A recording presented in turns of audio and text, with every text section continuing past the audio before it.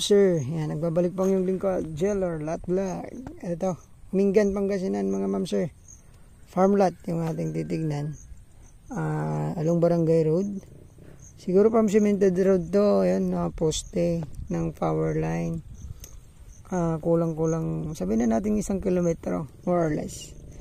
From National Road naman, 2 kilometro, sabihin na natin.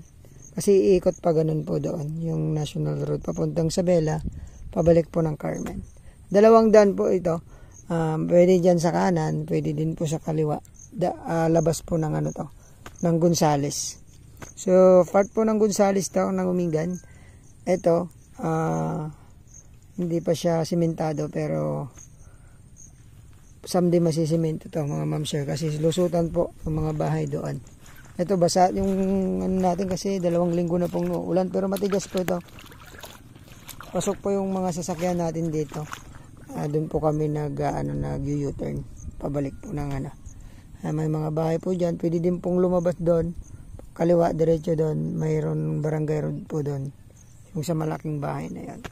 Ito naman pwede pong lumabas din diyan. Gonzales din ang tumbok nito. Ito po yung property mga ma'am sir, hindi na po tinamnan. Dahil ibibenta na po ng seller natin. Siguro nasa 20-25 din yung kanyang frontage nito. Ito, diretso doon. So, una pong tinatanim dito palay, mga ma'am sir. Tapos, sunod po, pwede din siyang gulay. Tsaka, pwede pong ano to, kalamansi farm kasi hindi siya nababa. Mataas na lugar to, mga ma'am sir. Pwede din pong gawing fruit bearing trees yan, magtanim-tanim dyan. Someday magiging residential to. Kasi doon may mga nagpatayo na po ng bahay. May pagkukunan din ng power line doon, malapit na. Tapos doon din po, meron din doon. So, medyo malayo-layo lang yung pagkukunan, pero may pagkukunan mga ma'am sir. Sa area pala nito mga ma'am sir ay 1.4 hectares lamang. Malinis yung papel mga ma'am sir. Electronics, bayad po ang familiar every year.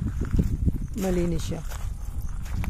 So sa mga naghahanap po ng farm na maliit lang, 1 hektarya mahigit, tapos mura pa siya.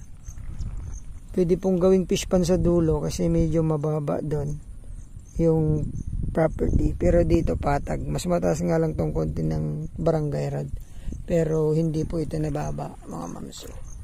Ayan, may kapitbahay din pa po, wala tayo dyan. Ayun, ang pinaka nito mga ma'am sir, talagang pwede pong gawing farm to, kalamansi farm, mag-alaga ng mga hayop dito, kambingan, ganyan. Someday magiging residential nga po to pag nasimento tong property na to. Ayan po, meron lang tayong dyan sa mga may ayaw po ng poultry. May mga building dyan na poultry sa likod. Makikita nyo mamaya, papaliparan natin ng drone. So, iwan ko kung nag-ooperate pa kasi may nakita ako dun kanina ng notice.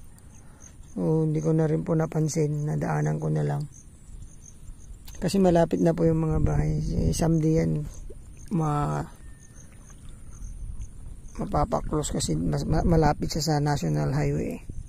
So from Manila mga ma'am sir, 2 to 3 hours ang drive natin. From Tiplex Rosales, siguro nasa 25 to 30 minutes nandito ka na.